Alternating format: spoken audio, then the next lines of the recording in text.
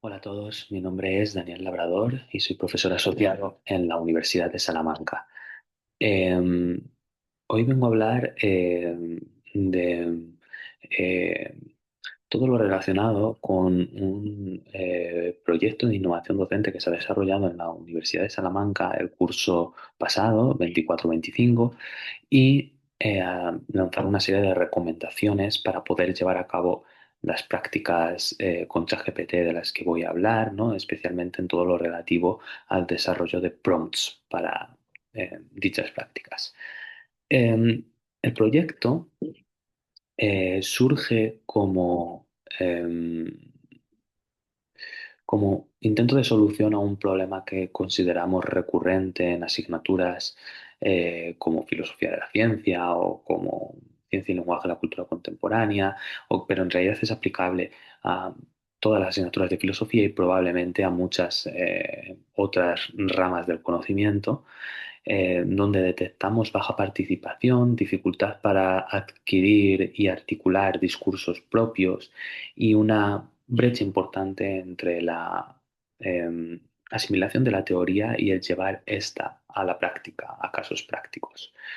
Por ello nos planteamos que era necesario motivar al alumnado a la vez que se entrenaba su pensamiento crítico y argumentativo, y todo ello eh, a través de la integración de las tecnologías emergentes, especialmente la inteligencia artificial generativa, por supuesto de una forma pedagógica y reflexiva. Bien, la implementación o el diseño de la práctica era el siguiente. Lo que iban a hacer cada alumno iba a ser un debate consistente con ChatGPT respecto a temas relacionados con cada una de las asignaturas. Entonces, en cada sesión, el profesor primero presenta el tema de debate para posteriormente asignar un rol a cada uno de los alumnos, de tal manera que los alumnos defenderán una posición y ChatGPT defendería otra, ¿no? Y mantendrían durante entre 30 y 50 minutos un intercambio de ideas, un diálogo eh, para bueno, fortalecer esas competencias de argumentación para que los alumnos se enfrentaran a esa situación de debate. Por supuesto, el profesor les otorga un prompt cuidadosamente diseñado para guiar el diálogo, donde se establecen claramente las reglas del debate, tanto para los alumnos como especialmente para ChatGPT. Eh, entonces, una vez que los alumnos habían realizado ese intercambio, ese debate con ChatGPT durante esos 30, 45 minutos, debían enviar el chat resultante como práctica evaluable al profesor. Entonces, finalmente, se cerraba la sesión con una reflexión grupal y una retroalimentación detallada sobre cuáles son los principales argumentos que deberían haber usado y también una reflexión sobre el propio uso de la inteligencia artificial para este tipo de cuestiones. La clave fue diseñar prompts de calidad, ¿no? De esto hablaremos al final de la exposición, porque es muy importante ajustar la longitud y el tono de las respuestas de la inteligencia artificial para que favorecieran el intercambio rápido de réplica y contrarréplica. Bien, los objetivos de este tipo de metodología, eh, bueno, como os he dicho, la actividad consistía en una dinámica de debate estructurado entre cada estudiante y ChatGPT. Entonces, lo que nos proponíamos son cuatro objetivos fundamentales, ¿no? En primer lugar, desarrollar las competencias argumentativas y el pensamiento crítico del alumnado mediante debates filosóficos estructurados. Digo filosóficos, pero esto es aplicable a otras disciplinas. Algo difícil de garantizar en sesiones orales tradicionales, ¿no? Esos debates tan largos y donde se pone tan a prueba al alumno, ¿no? Y esto es especialmente difícil de llevar a cabo en asignaturas obligatorias con grupos numerosos, ¿no? Me refiero en las sesiones orales, es prácticamente imposible hacer que todos los alumnos hablen. De esta manera aquí obligas a todos los alumnos a que se fuercen a ponerse en este tipo de situaciones prácticas. Por otra parte, el objetivo también era favorecer la integración activa de los contenidos teóricos, logrando que el alumnado incorporase y pusiera en juego los principales argumentos de las distintas corrientes estudiadas en clase para responder a los temas del debate. Además, bueno, esto nos permite disponer de un instrumento de evaluación más formativo, que permitiera valorar no solo la memorización de contenidos, como suele ocurrir con un examen tradicional, sino también la capacidad del alumnado para aplicar esos conocimientos de forma argumentada y creativa en situaciones prácticas. Y por último, también teníamos como propósito explorar el potencial pedagógico de la inteligencia artificial generativa, utilizándola como un recurso que potencia el aprendizaje y también la reflexión crítica, ¿no? Evitando así el uso de la inteligencia artificial como un simple atajo para reducir el esfuerzo intelectual. Bien, si nos vamos a bueno, por cierto, aquí les dejo la rúbrica que utilizaba para después evaluar sus prácticas. Em, los resultados han sido bastante satisfactorios. Em, Sobre todo en cuanto al impacto en el aprendizaje. Pudimos apreciar una mejora evidente en la calidad de los argumentos entre la primera y la última práctica. También pudimos observar un mejor rendimiento en las preguntas del examen que trataban sobre los temas sobre los que hicimos debates. Estas respuestas a nivel general fueron mejor respondidas que preguntas que no tenían nada que ver con los temas que habíamos tratado en los debates hechos con la inteligencia artificial, lo cual es una evidencia de que este tipo de prácticas ayudan a la asimilación conceptual y de los contenidos de las asignaturas. Y por supuesto, pude observar una mayor implicación incluso de los estudiantes que suelen participar poco en clase. Así que, en general, los resultados han sido bastante satisfactorios, así como también lo han sido la evaluación por parte de los estudiantes de la práctica.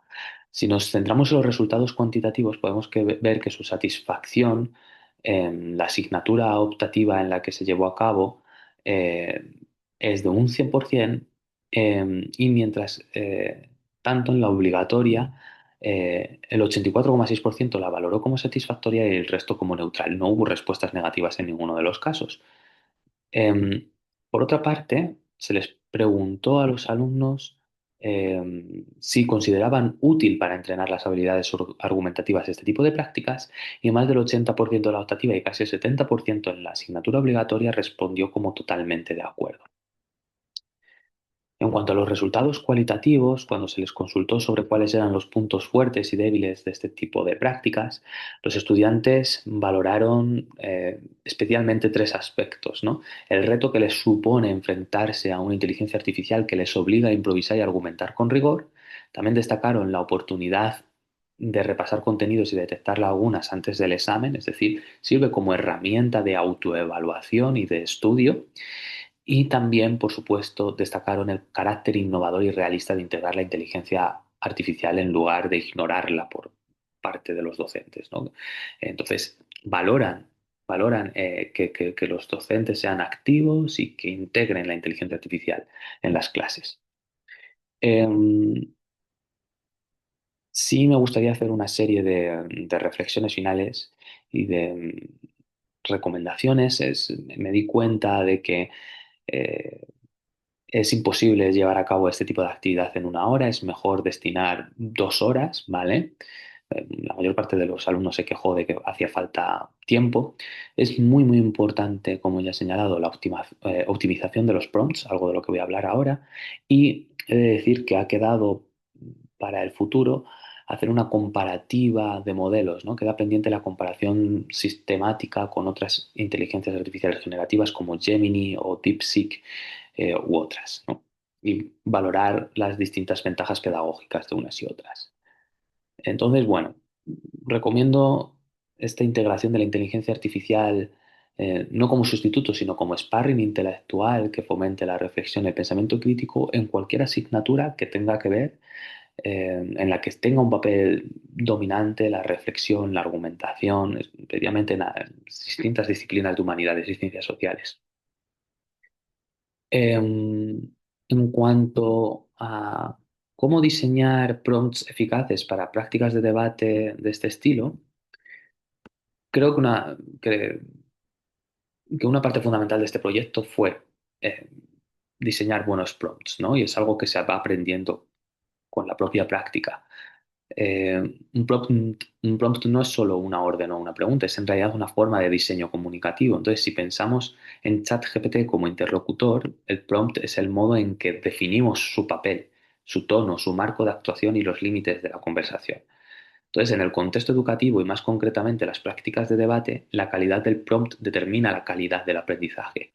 Cuando el estudiante se enfrenta a una inteligencia artificial sin un marco claro, la interacción se vuelve superficial. ¿Vale? Entonces yo he utilizado eh, lo que se denomina el modelo RACLA, ¿no? Que corresponde a 5 componentes básicos. El primero de ellos es muy importante que el prompt determine el rol, ¿no? Asignar un rol claro a la inteligencia artificial.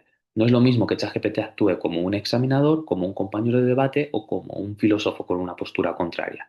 El rol debe ser explícito porque orienta el tipo de lenguaje, el registro y la profundidad de la respuesta. ¿De acuerdo? Por otra parte, también es importante determinar la acción que debe llevar a cabo la inteligencia artificial, ya sea debatir, analizar, refutar, resumir, formular preguntas críticas. La acción precisa evita respuestas vagas y fomenta un diálogo más estructurado. Por lo tanto, en este tipo de prácticas es muy importante que el profesor determine cuáles son las acciones concretas que debe llevar a cabo la inteligencia artificial. En tercer lugar, es muy importante determinar el contexto que proporciona el marco académico y temático. En el caso de las prácticas que hemos estado hablando, es importante situar el debate dentro de los autores o corrientes que el estudiante está estudiando, ¿de acuerdo? Y, por supuesto, aclarar a ChatGPT cuál es el registro de los estudiantes, cuál es su nivel, etcétera, etcétera. Todo el contexto va a ser siempre bienvenido. En cuarto lugar, hay que establecer unas limitaciones. ¿De acuerdo? Fijar límites evita que la inteligencia artificial se desvíe hacia explicaciones demasiado generales o que adopte un tono excesivamente experto. Eh, entonces, las limitaciones sirven para mantener el control didáctico. Eh, entonces, por ejemplo, un ejemplo, ¿no? de limitación, no des definiciones de diccionario ni expliques conceptos básicos o responde de forma argumentativa pero con una extensión máxima de 200 palabras por turno, algo que recomiendo, que no sean excesivamente largas. Y en quinto lugar, es necesario determinar un aspecto, y con esto acabamos ya. El aspecto se refiere al tono o estilo del intercambio. Podemos pedir que sea formal, cortés, provocador o incluso irónico, según el objetivo didáctico. ¿De acuerdo? Entonces, el tono adecuado genera implicación emocional y favorece que el estudiante sienta que esté participando en un debate genuino y no en un examen. ¿De acuerdo? Entonces, en conjunto, estos 5 elementos convierten el prompt en un guión de aprendizaje interactivo. Es decir, el prompt no es un detalle técnico, sino un diseño pedagógico que estructura el tipo de pensamiento que queremos promover. Muchas gracias por su atención y dejo mi contacto por si alguien quiere contactar a través de correo electrónico. Un saludo.